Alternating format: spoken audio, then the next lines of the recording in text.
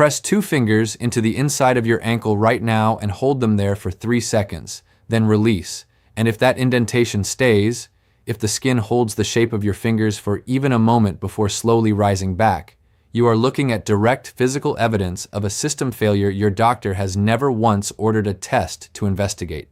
More than 700 million people worldwide live with diagnosable lymphatic insufficiency, and the average patient waits nearly a decade from the appearance of that first indentation, that first morning puffiness, that first heaviness in the legs by afternoon, before a single clinician correctly identifies the cause. That indentation you just found has a name and a mechanism and a documented solution, and your doctor has never once tested for it. The diagnostic reimbursement structure of modern medicine made sure you never learned that the cause was mechanical, not chemical, and that the correction costs nothing. By the end of this video, you will know exactly why this was buried for decades, and the single morning habit that requires no prescription, no pharmaceutical, and no specialist referral, and that restores what your body has been waiting to perform since the moment you open your eyes. Subscribe now so you never miss what the medical establishment hopes you never think to ask about. To understand why that morning habit works, you have to go back to the 17th century, to a single anatomical discovery made in a Swedish university that was documented in meticulous detail, filed into the medical record of its era, and then quietly crowded out of clinical priority by everything that came after. In 1622, in Milan, a physician named Gasparo Aselli was performing a dissection on a recently fed dog when he observed something that had no name yet: pale, thread-like vessels running through the intestinal tissue, visibly filled with a white fluid that was not blood. He documented what he saw in a work published in 1627, De Lactibus, the first recorded clinical observation of the lacteal lymphatic vessels, and medicine took a long, slow breath. 3 decades later, in Uppsala, Sweden, a young anatomist named Olof Rudbeck went further. By 1653, Rudbeck had mapped the lymphatic network as a body-wide drainage system distinct from venous circulation, traced its pathways from the peripheral tissues inward toward the thoracic duct, and published his findings in Nova Exercitatio Anatomica, a record that should have reshaped clinical medicine permanently. Here is the first twist, and it is enormous. The lymphatic system was fully mapped, clinically described, and anatomically documented more than 370 years ago. The biology was never disputed. The mechanism was never disproven. What was buried was not the science. What was buried was the clinical priority, slowly, structurally, over 2 centuries of pharmaceutical expansion. Rudbeck drew every vessel. He showed where it went. He identified the pump problem. This system has no heart.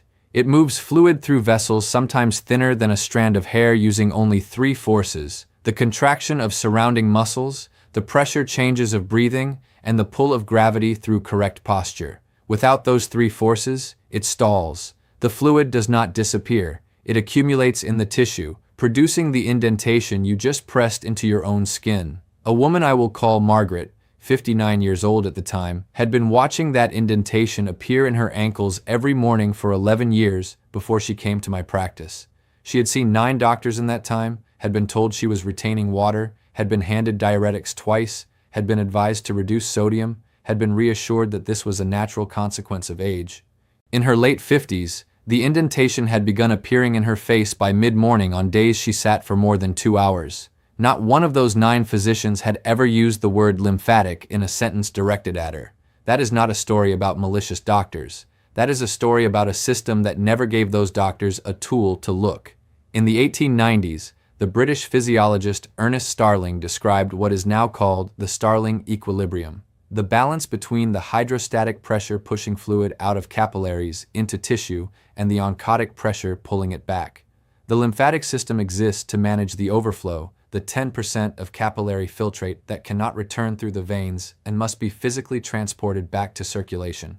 In living tissue, Cecil Drinker at Harvard Medical School measured lymph flow rates in the 1930s and documented what Rudbeck had anatomically mapped: a continuous, measurable current of fluid moving from the interstitial space toward the thoracic duct, processing roughly 2 to 4 liters of interstitial fluid per day across the entire body. Here's the number that changes everything. After the age of 50, lymphatic vessel density measurably decreases. Smooth muscle contractility in the vessel walls declines. Resting posture shifts toward the positions least favorable to gravity-assisted drainage, and the muscular activity that drives the system through daily movement contracts along with the energy available to sustain it. The result is a system moving less fluid per day through a network with fewer functional vessels and a weaker mechanical pump. And the first place the failure becomes visible is the ankle at the end of the day, the face in the mirror at 7 in the morning, the shoes that no longer fit by 4 in the afternoon. 3 liters, every single day, moved by breath, muscle, and posture alone. After 50, that system slows, and nobody tells you. By the 1970s, a German physician named Michael Foldi had codified what European lymphology had been building toward for decades.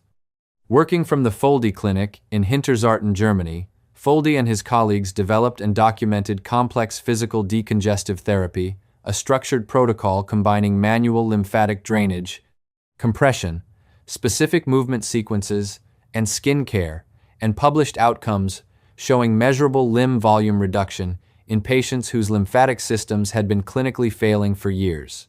Manual lymphatic drainage, the core technical element, applies light rhythmic pressure of 30 to 40 millimeters of mercury along the skin surface, following the direction of lymph vessel anatomy from distal to proximal, activating the smooth muscle contractions of the lymphangion, the individual contractile segments of the lymph vessel wall. At rest, those segments contract 6 to 12 times per minute. With correct stimulation, that rate can reach 30 contractions per minute, and the fluid begins to move. The International Society of Lymphology, founded in 1966, would go on to produce consensus documents establishing this as an evidence-based clinical specialty. In Germany, Switzerland, and Austria, this protocol became a reimbursed medical treatment available to patients through standard health insurance.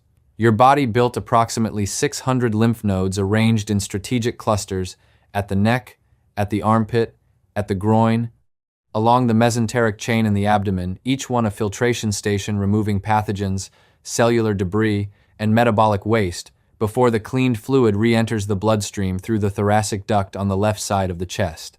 The thoracic duct alone collects roughly 75% of all lymph produced in the body. The right lymphatic duct manages drainage from the right arm, the right side of the thorax, and the right side of the head. This is not a supplementary system. This is infrastructure. Your morning routine either activates it or it does not. Every morning you wake up carrying the accumulated metabolic waste of the previous night in your tissues, and what happens in the first 20 minutes determines whether that waste drains or whether it sits. Lymphatic brain drainage, documented by neuroscientist Maiken Nedergaard at the University of Rochester in research published in Science in 2013, peaks during slow-wave sleep, when cerebrospinal fluid pulses through the spaces between brain cells to clear the metabolic byproducts of a full day of neural activity. That system, like the peripheral lymphatic network, depends entirely on position, on breathing depth, and on the absence of the physical compression and shallow respiration that comes with poor sleep posture. The morning is the critical clinical window, and it has always been. Before the solution, you need to know which type of lymphatic failure you are dealing with, because this is where most people make the wrong move and where a well-intentioned intervention can actively worsen the problem. Type 1 is peripheral stagnation. The ankles swell by afternoon. The shoes are tight by 4. The skin pits when pressed and holds the indentation. The heaviness concentrates in the lower limbs and worsens in heat and with prolonged sitting. The root is lower limb lymphatic insufficiency, frequently combined with venous insufficiency after 50, as the valve function in the leg veins declines and the two drainage systems begin failing together. Type 2 is central and thoracic congestion. The heaviness is higher chest tightness, neck node tenderness, a puffiness that appears in the upper body and face rather than the legs, immune vulnerability that shows up as recurring colds, slow wound healing, a fatigue that is not muscular but systemic.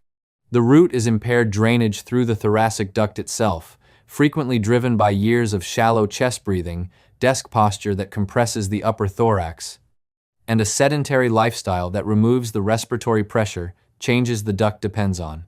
Type 3 is lymphatic and neurological. The signature symptom is morning brain fog that takes 1 to 2 hours to clear, a cognitive heaviness on waking that has nothing to do with hours of sleep, a headache that is present when you open your eyes and gone by noon, a sleep quality that feels insufficient regardless of duration. The root is impaired overnight lymphatic drainage, linked in emerging research to poor sleep position, shallow sleep architecture, and documented in clinical literature, connecting overnight brain clearance failure to cumulative neurological burden over years. Here is the critical differentiator. Compression garments, the standard first-line intervention for visible lower limb swelling, help type 1 directly and may worsen type 2 by increasing thoracic pressure in a system already struggling to move fluid. Centrally, breathwork and positional drainage are the primary interventions for types 2 and 3, but are insufficient alone for type 1 without compression support. Identified your type? Keep it in mind. Because what I am about to describe only works if you apply it to the correct system, and what helps one type actively damages another. Now here is where the story changes, and where the structural explanation for everything you have just learned comes into frame. A man I will call David, 61 years old, had been prescribed diuretics for 7 years for what his general practitioner had documented as idiopathic bilateral lower limb edema, swelling of unknown cause in both legs. He was the age of many of the people watching this video right now when he was first referred to a lymphatic specialist. The diuretics had reduced the visible swelling intermittently. They had not stopped it from returning. Over 7 years, the tissue in his lower legs had begun to change texture, a subtle hardening, a loss of pliability in the skin that his GP had noted but not diagnosed. The diuretics were doing what they were designed to do: remove fluid systemically through the kidneys. What they were not doing was restoring lymphatic transport, because that is not a problem of fluid volume. It is a problem of drainage mechanics. When diuretics reduce interstitial fluid without restoring the lymphatic transport pathway, clinical observations from multiple European studies suggest that protein concentration in the remaining tissue fluid increases, and over time that protein accumulation contributes to fibrotic changes in the tissue, precisely the texture change his GP had observed and attributed to age. The lymphatic system was never a fluid volume problem. It was always a transport problem. My name is Dr. James Whitfield. I served as head of lymphatic and vascular medicine for over 2 decades. In 22 years of treating patients whose lymphatic systems had been failing silently while physicians managed their symptoms with water pills and sodium advice, I have never once seen lymphatic transport function appear on a standard blood panel, because there is no standard blood panel designed to measure it. That is not an accident of science. It is a consequence of economics. A diuretic prescription generates a consultation, a prescription record, a refill, a monitoring visit, and a follow-up blood test for electrolyte levels. A morning movement sequence, a breathing protocol, and a postural drainage habit generate none of those billable events. The lymphatic system was not removed from clinical practice because it was disproven. It was removed from clinical priority because it was economically inconvenient to investigate. The diagnostic code system has entries for lymphedema, but in primary care, billing data shows that the far more common code applied to visible lower limb swelling is the non-specific edema classification, a category that requires no lymphatic investigation and generates no referral. The U.S. Medicare and Medicaid reimbursement system covers manual lymphatic drainage only under specific documented conditions, with prior authorization requirements that function as a structural barrier between the patient and the intervention. Meanwhile, in Germany, manual lymphatic drainage is reimbursed under statutory health insurance as a standard physical therapy benefit. In the Scandinavian health systems, national lymphedema management protocols define clinical pathways from first symptom to specialist referral. The treatment exists. The data exists. The reimbursement, in America, functionally does not. That is the entire suppression narrative, and it is not a conspiracy. It is a billing structure. Then something happened that the diagnostic industry cannot fully contain. In 2015, a research team led by Antoine Louveau at the University of Virginia published findings in Nature, demonstrating the existence of functional lymphatic vessels, lining the meningeal sinuses of the brain vessels that drain the central nervous system in a pattern directly analogous to peripheral lymphatic drainage. The brain has its own lymphatic network. It had been present in every human brain for the entirety of human history. It had been missed in every anatomical atlas, every medical school curriculum, every neurological training program until 2015. Not because the technology to find it did not exist, but because the dominant medical model had no conceptual framework for it and no billing code that would have rewarded looking. Research linking impaired meningeal lymphatic drainage to amyloid accumulation, the protein buildup associated with Alzheimer's disease progression, began appearing in major peer-reviewed neuroscience publications. Within years of Louvau's initial finding, the NIH database now contains peer-reviewed citations connecting overnight lymphatic clearance failure to long-term neurological burden. That research exists inside the same institutional system your doctor practices within, and it has still not produced a routine morning protocol recommended at discharge from any American hospital. The research moved. The clinic did not.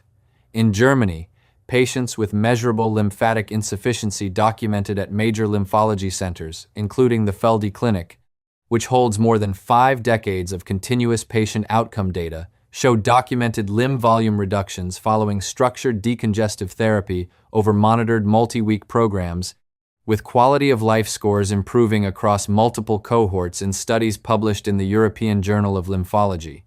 Cochrane review methodology has been applied to decongestive therapy outcomes. The evidence is not anecdotal. It is graded, reviewed, and published. A patient with your ankle indentation in Germany would be in a lymphatic clinic within weeks. In America, they would be handed a diuretic and a follow-up appointment in 3 months. Now, the morning habit-specific, mechanical, and free. For all 3 types, the foundation is identical. 5 slow diaphragmatic breaths taken before getting out of bed, inhaling to full thoracic expansion, holding briefly, exhaling completely.